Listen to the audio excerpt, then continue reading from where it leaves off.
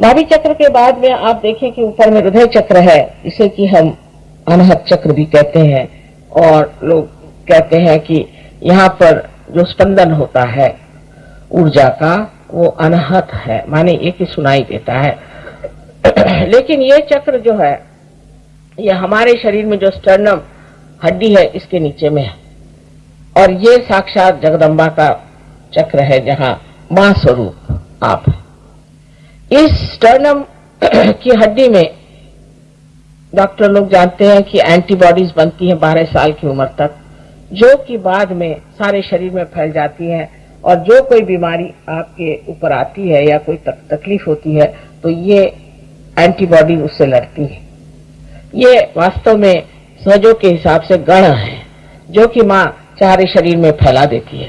पर जब भी कभी मनुष्य को भय लगता है या उसको कोई मानसिक तकलीफ हो जाती है या कोई मानसिक पीड़ा हो जाती है, तब ये चक्र जो है ये उसका संदेशा स्टर्नम को दे देता है, और यहाँ स्टर्नम हिलने लग जाता है, और उससे ही सारा संदेश इन एंटीबॉडीज को चला जाता है और वो सुसज्ज हो जाते हैं।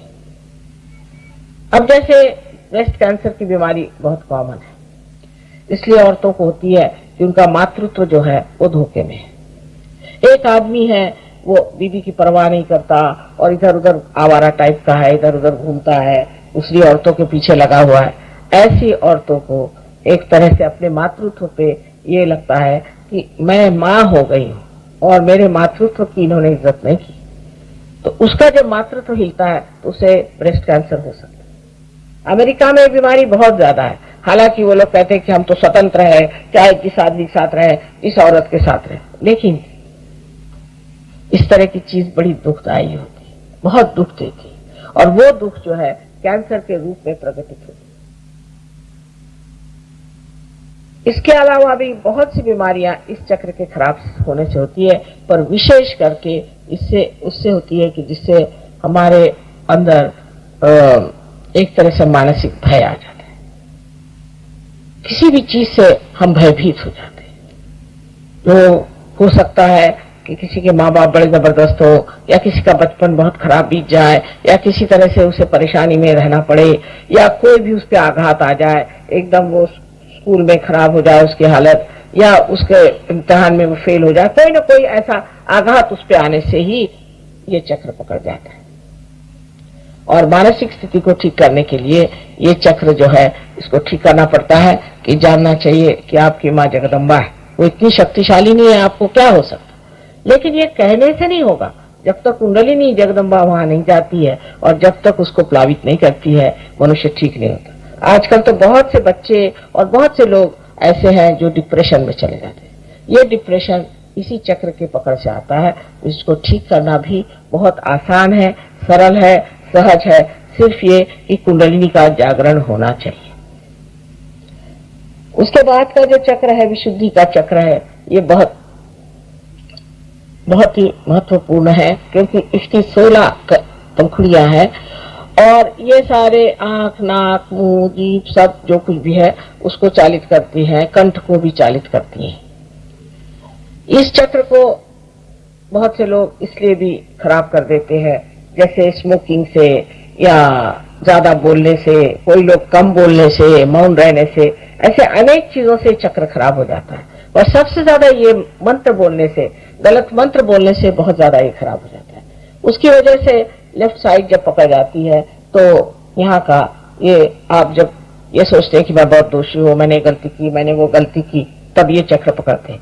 जब ये चक्र आप पकड़ते हैं तो इससे अंजाइना की बीमारी हो सकती है आपको, और भी अनेक बीमारियां हैं जो कि इस चक्र से, जैसे स्पॉन्डिलाइटिस वगैरह इस चक्र से।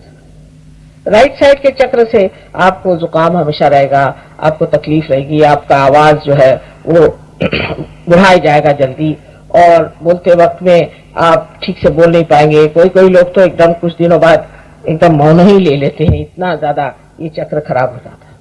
लेकिन इसके आगे की दिशा ये है कि अगर आप एक ही मंत्र को बहुत बोलते रहें, जैसे हरे रामा हरे कृष्णा, इन लोगों को यहाँ का थ्रोट का कैंसर हो जाता है। इस तरह के मंत्र बोलने से थ्रोट का कैंसर हो जाता है, और फिर उसकी जो आगे चीज बढ़ती है तो वो फिर हो सकता है कि सारे शरीर में फैल जाए। पहले उस चक्र पे ही गति करती है कैंसर की, और उसके बाद में दूसरे चक्रों में भी ये उतर सकता है। अब ये विशुद्धि चक्र जो है ये वैसे तो बहुत जरूरी है, क्योंकि इसी से हमारे हाथों का संबंध है, और इन्हीं हाथों में आप इसका एहसास करते हैं कि हमारे चारों तरफ परम चैतन्य फैला हुआ, इसका आप एहसास कर सकते हैं, इसको जान सकते हैं। लेकिन जब ये विशुद्धि चक्र आपका खराब होता है तो हालांकि आप कहते माँ हमको तो बड़ा अच्छा लगा, हम बहुत रिलैक्स्ड हो गए, आराम मिला, ये हाथ में नहीं महसूस होता। इसकी वजह ये कि ये आपका चक्र खराब है। इसका मतलब ये नहीं कि आप उसकी वजह से और भी गिल्टी फील करें और भी बुरा समझें, इसका मतलब ये कि उसे ठीक कर लेना, जो भी दोष है उसे आप ठीक कर लीजिए। बहुत अहंकारी मनुष्य का भी राइट साइड पकड़ जाता है, जो बहुत वल्गना करता है, मैं ऐसा हूं, मैंने ये किया, ऐसे मतलब हवाई घोड़े पे जो बैठे होते हैं उनका भी ये चक्र पकड़ जाता है, और उसके भी अनेक विध तकलीफ और परेशानियां उसके सामने आ जाती है। इस चक्र के बाद आज्ञा चक्र है, ये भी बड़ा महत्वपूर्ण है, और खासकर दिल्ली वालों के लिए, क्योंकि यहाँ लोग सोचते बहुत है, सोचते ही रहते, पता नहीं क्या सोचते, पागल जैसे सोचते रहते हैं। अब उस सोचने से ये चक्र बहुत चलने लग जाता है।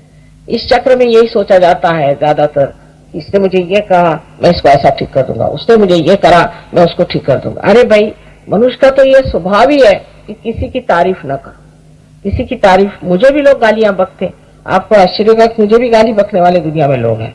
तो जिसकी आदत पड़ गई गाली बकने की, वो तो हर एक चीज को गाली बकेगा, और अगर उसको कुछ नहीं मिला तो एक लैंप पोस्ट को भी जाके गाली बकेगा। वो तो आदत है, उसको क्यों इतना बुरा मानना, और उसके लिए इतना क्यों फील करना कि उसको मैं ऐसे ठीक करूंगा, मैं वैसे ठीक करूंगा, मैं उसको माफ नहीं कर सकता। आप नहीं कर सकते तो आप ही की खोपड़ी खराब जा रही। तो ये जो चक्र है ये बहुत महत्वपूर्ण है, क्योंकि जब ये जागृत हो जाता है तो हमारे अंदर बसा हुआ ईगो और सुपर ईगो, इस तरह की जो दो चीजें हैं, माने मन और अहंकार, ये दोनों ही चीजें अंदर से एकदम खिंच आती, जिससे कि आपके कर्म जिसे कहते हैं, आपके कुसंस्कार सब खिंच आने से, और ये ब्रह्मरंध्र जो है खुल जाता है। उसके ऊपर जो गोल सी जगह बनी हुई है, इसी को लिम्बिक एरिया कहते हैं। ये लिम्बिक एरिया है जो खुली हुई जगह है, और ये बहुत महत्वपूर्ण है। जब ये लिम्बिक एरिया आपकी खराब हो जाती है तब आपको आनंद मिलना तो असंभव, लेकिन कोई आनंद की लहर भी नहीं आती। अब जब आप ये सब मॉडर्न म्यूजिक सुनते हैं, अब ये पता लगाया गया है, ये जो मॉडर्न म्यूजिक है इससे आपकी लिम्बिक एरिया जो है वो बिल्कुल संवेदनशील नम हो जाती है। तो पहले तो शुरुआत में जो ये म्यूजिक शुरू हुआ था तो सर्वसाधारण तरीके से सुन सकता था, अब तो ऐसा है कि आपके कान फट जाएं और ऐसा लगता है कि सर फट जाएगा। इस तरह का जबरदस्त म्यूजिक जब तक नहीं होगा तब तक समझ में नहीं आ सकता। और पहले जमाने का जो क्लासिकल इनका म्यूजिक था वो तो अब लोग सुनते ही नहीं, क्योंकि उनकी समझ ही नहीं आता है, उससे कोई संवेदन नहीं होता। और अपना जो क्लासिकल म्यूजिक है जो कि बहुत ही संवेदनशील है, उसके लिए तो संवेदना ही नहीं रही तो उनको क्या समझ में आए। फिर इसके बाद में आप ड्रग्स लें, शराब लें, या कोई इस तरह की नशीली चीजें लें। ड्रग्स से तो ये जो चीज है एकदम ही नम हो जाती है, उसमें कोई भी चीज महसूस ही नहीं हो सकती। तो धीरे धीरे ऐसे लोग, ड्रग वालों को तो चाहिए कि उनके ऊपर चिल्लाए, और एक तरह का पागलपन आ जाता है। अब आप लोग अंग्रेजों को बहुत ऊंचे आदमी समझते हैं, लेकिन हमारा तो अनुभव और ही है कि जैसे कैम्ब्रिज के पढ़े हुए बड़े भारी कोई साहब है और ड्रग वग लेकर के तैयार बिल्कुल हमारे लिए, तो उनसे पूछा भाई आपका क्या नाम? आपने पूछा मेरा क्या नाम? हाँ मैंने पूछा आपका क्या नाम? आपने क्या पूछा कि मेरा क्या नाम है? मैंने कहा जी जनाब आपका नाम क्या है? अच्छा तो मेरा नाम क्या है? अब सोच रहे हैं, उनको अपना नाम भी याद नहीं। मैंने कहा माफ करिए, फिर से कैम्ब्रिज में चले गए। पर उसके बाद जागृति के आने के बाद सारा उनका जो एजुकेशन है वापस आ जाता है और वो आदमी बढ़िया हो जाता है।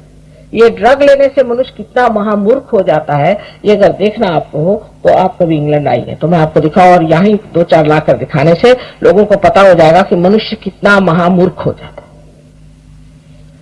फिर आपके बच्चे जो ये लेते हैं उनकी मृत्यु भी बड़ी जल्दी हो जाती है। जैसे कोकेन लेने से मनुष्य आधी जिंदगी जीता है और आधी जिंदगी तड़पता है, और उसके बाद वो खत्म ही हो जाता है। इसलिए ड्रग बुरी चीज है। लेकिन ड्रग को तो इतना बुरा कहते हैं और शराब को नहीं कहते, क्योंकि इतने सालों से वहां शराब चल पड़ी है। हर गांव में जाइए तो जो पब होएगा, सबसे बढ़िया जो घर होगा पब होएगा, और उसमें किसी राजा का या रानी का नाम होगा। अपने यहाँ कोई राजा रानी का नाम रखे तो लोग उस पर डेफेमेशन केस कर दे।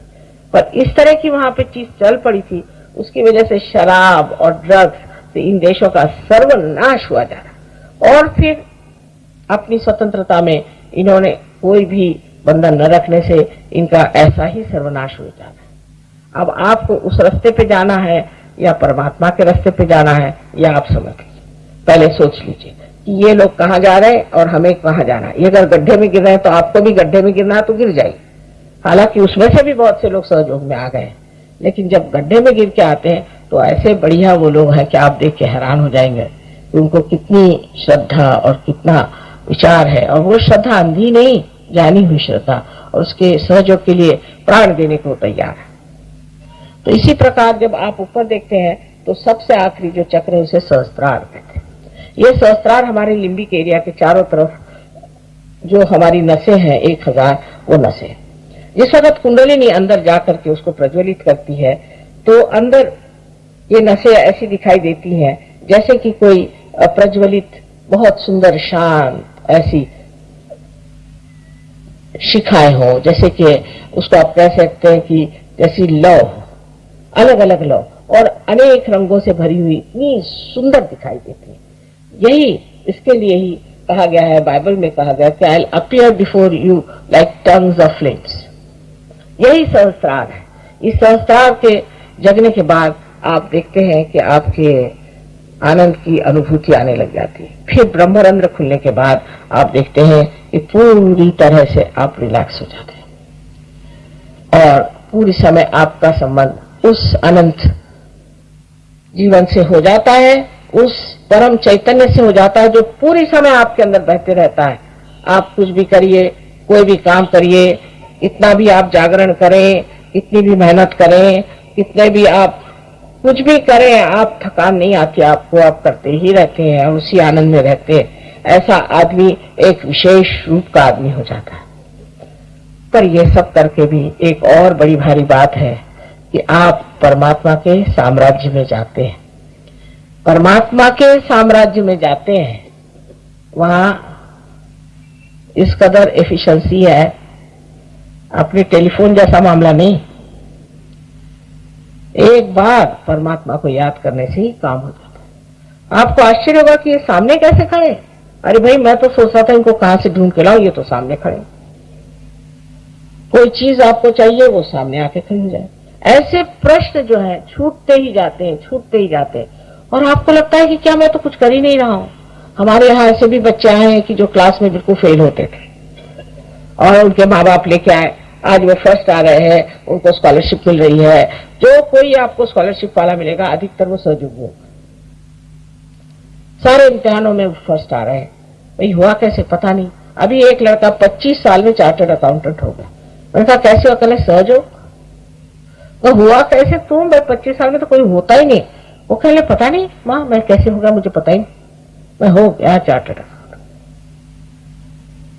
इस प्रकार इसके इतने डायमेंशंस है, इतने आयाम है, इतने आशीर्वाद है कि उस आशीर्वाद को पहली मर्तबा आप जानते हैं कि ये आशीर्वाद है।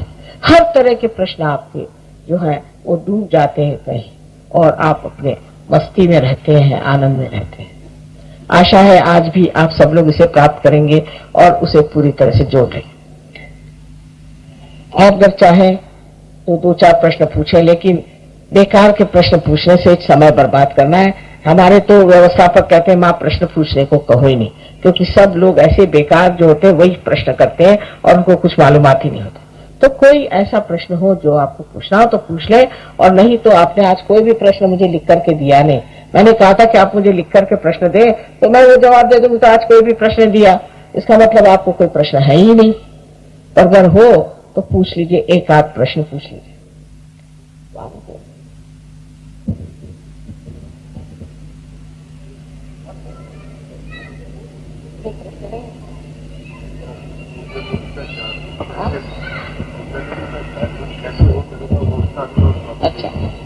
प्रश्न उन्होंने पूछा कि कुंडलिनी का जागरण कैसा हो, वही तो करना है मुझे। आप इस पृथ्वी में आप एक बीज छोड़ देते हैं, वो कैसा पनपता है, वो पृथ्वी में शक्ति है, वो अपने आप ही पनप जाता है। वैसी ही चीज है, जीवंत चीज को कैसे क्या क्या बताए। एक बीज से वृक्ष कैसे होता है, फिर उससे फूल कैसे आते हैं, और फिर वो फल कैसे हो जाता है, क्या आप बता सकते हैं? इसी प्रकार आपके अंदर सब बनी हुई चीज है, वो सिर्फ घटित होती है।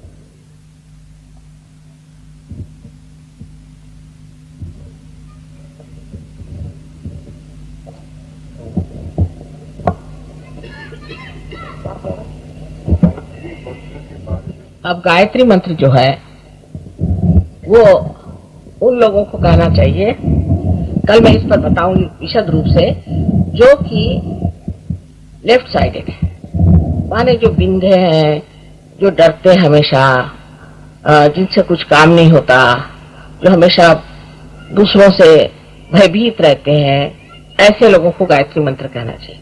पर जो पहले ही घोड़े पर सवार हैं, ऐसे लोगों को गायत्री मंत्र नहीं कहना चाहिए, क्योंकि ये राइट साइडेड मंत्र है। इससे आपकी और राइट साइड बढ़ जाएगी। अगर कोई आदमी राइट साइडेड है, माने हमेशा फ्यूचर की बात करता है, प्लान करता है, ये करता है, वो करता है, और ऊपर से गायत्री मंत्र भी गए तो हार्ट अटैक आ सकता है। क्योंकि गायत्री मंत्र वैसे भी रियलाइजेशन से पहले तो कोई मंत्र कहना ही नहीं चाहिए, पहली बात। और रियलाइजेशन के बाद भी आपको देखना चाहिए, तारतम्य उसका होना चाहिए कि कौन सी आपकी साइड है, आप लेफ्ट साइडेड है या राइट साइडेड है। लेकिन गायत्री मंत्र में जो बात कही गई है उसका कुंडलिनी से क्या संबंध है, वो मैं अभी बता दूं आपको। हालांकि ये लेफ्ट राइट साइड की सारी शक्ति है, क्योंकि ये मटीरियल यानी जो जड़ वस्तु है, और उससे भी आकाश तत्व आदि अनेक तत्वों से संबंधित है। अब हमारे शरीर में जो यहाँ पर आप देख सकते हैं कि जो कुंडलिनी है और जो पहला चक्र है जिसे कि हम मूलाधार कहते हैं, मूलाधार चक्र, और दूसरा मूलाधार। पहले चक्र है और फिर मूलाधार। मूलाधार माने जिसमें मूल रखा हुआ है, वो है सेक्रम। ये दोनों पृथ्वी तत्व से बना है, तो भू से शुरुआत हुई, फिर उसके बाद में भूर्व। स्वादिष्ठान चक्र जो है अंतरिक्ष में फिरता है, इसलिए भूर्व से बना। ये उसके इसेंसेस है, भूर्व स्वाहा। स्वाहा माने इसेंस है नाभि चक्र का, जहां पर के सब चीज जो है वो डाइजेस्ट हो जाती है, सब कंज्यूम हो जाती है। ये नाभि चक्र, भूर्व स्वाहा। अब यहाँ पर जब आता है तो मन, दसवदा मन, यहाँ मन है। मन माने अभी आपको जैसे मैंने बताया कि ये मन का चक्र है, कि मनुष्य का मन जो है वो इससे प्रज्वलित होता है। अगर कोई मनुष्य मिंधा हो, उसकी हालत खराब हो, तो उसके अंदर ताकत आ जाती है, उसके अंदर प्रोत्साहन आ जाता है, मन। फिर ये जन, क्योंकि ये कलेक्टिव का जन, इससे हम जनों को देते हैं, हाथ से हम देते हैं, हाथ मिलाते हैं, नमस्कार करते हैं। जो भी हमारा संपर्क शारीरिक होता है वो इस चक्र से होता है। हम बोलते हैं, भाषण करते हैं, किसी से वार्तालाप करते हैं, इस चक्र से होता है, इसलिए ये जन। हाँ, और फिर ये तप है। आज्ञा चक्र जो है ईसा मसीह का है, उससे तप किया था, वो तपस्विता हमारे अंदर है, वो तप है, ये तप है। और फिर सत्य आपको सहस्त्रार्थ पे मिलता है। इस प्रकार 7 चक्रों का जो इसेंसेस है वही आपको गायत्री मंत्र में है। लेकिन उसके कहने से आपको पहले जानना चाहिए कि आप कौन सा मंत्र को किस वजह से इस्तेमाल कर रहे हैं। इस सब चीजों को समझ लेना चाहिए। उसको आप स्वयोग में कोई मंत्र वगैरह कहने की भी जरूरत नहीं होता, तो कुंडलिनी खड़ाक से ऊपर चली जाती। पर ये जो बताया गया, जब लोग जानते नहीं थे तो मंत्र उच्चार करके लोगों को वो ट्रांस में डाल देते थे, उनको भुलावे में डाल देते थे, और उनको एक तरह से कुछ क्या कहना चाहिए कि अभिभूत कर लेते थे। जैसे एक साहब है, उनसे हमने पूछा, भाई तुम्हें कौन सा मंत्र दिया गया? तो कह रहे उन्होंने तो कहा हमारे गुरुजी ने बताना नहीं। कितने रुपए दिए? कह रहे 300 पाउंड्स दिए एक मंत्र के। कौन सा मंत्र दिया भाई? नहीं, वो बताने का नहीं, बड़ी मुश्किल से बताया। तो एक साहब बताते हैं इंगा, एक बताता है पिंगा, और तीसरा बताता है ठिंगा। और कोई हिंदुस्तानी को बताया तो वो समझ जाए, अब आप राम का मंत्र दिया, राम का मंत्र दिया सो राइट हार्ट है। राम का मंत्र दे दिया आपको, किस लिए दिया? आपको क्या अस्थमा की बीमारी है जिसलिए दिया? किस लिए आपको मंत्र दिया है? ये नहीं, ऐसे ही उन्होंने राम दिया, मैं राम राम करता हूँ, हो गई बीमारी अस्थमा की, क्योंकि आप राम राम कर रहे हो। रामचंद्र जी के आपके नौकर है, अवतरण है वो, उनका नाम लेते वक्त जरा गर्दन झुका करके भी नाम ले लिया, हो जाता है अगर आप पार हैं तो। अगर आप पार नहीं तो आपको कोई अधिकार ही नहीं, आपको साम्राज्य में नहीं। समझ लीजिए आप इंग्लैंड के रहने वाले नहीं है और आप वहां की क्वीन को जाके कहे कि साहब देखो मुझे राशन नहीं मिलता इंडिया में, तो कहेगी भैया मुझसे क्या कह रहे हो, तुम जाके अपनी गवर्नमेंट से कहो। ऐसी बात है कि जब आप उसके गवर्नमेंट में नहीं आए भगवान के, तो आप उससे मांग क्या रहे हैं? आप पहले उसके गवर्नमेंट में तो आओ, उसके आप नागरिक बनो, उसके सिटीजन बनो, फिर आप जो चाहे सो। इतना तर्क शुद्ध लॉजिकल, इतना लॉजिकल है सारा कुछ, और इतना साइंटिफिक है, इतना साइंटिफिक है कि डॉक्टर लोग भी हैरान होते हैं। अभी ये हमारे यहाँ पे 3 डॉक्टर लोग एमडी कर रहे हैं, एक ने तो कर लिया सहयोग लेकर। इतनी आश्चर्यजनक चीज है, लेकिन हम लोगों को कुछ मालूम नहीं, इसलिए लोग तंत्र लगाते हैं, मंत्र लगाते हैं, दुनिया भर की चीजें करते हैं और उसका इतना रुपया पैसा लेते हैं। हमें ये मंत्र दिया, अरे मंत्र देने के लिए गुरु काहे को चाहिए? कोई गधा भी दे सकता है। जब आपको पता ही नहीं कि क्या मंत्र देना चाहिए, आप क्यों मंत्र दे रहे हैं? जैसे कि जब तक आपकी मोटर ही नहीं शुरू हुई और आप अभी वहीं खड़े हुए हैं और आप ये बोल रहे हैं कि जहां बीच में जहां रुकावट आने वाली है उसी का आप इंतजाम कर रहे हैं, तो लोग कहेंगे भाई वहां जाओ तो सही, जहां रुकावट नहीं वहीं खड़े हो, गोल गोल घूम रहे हो, फायदा क्या?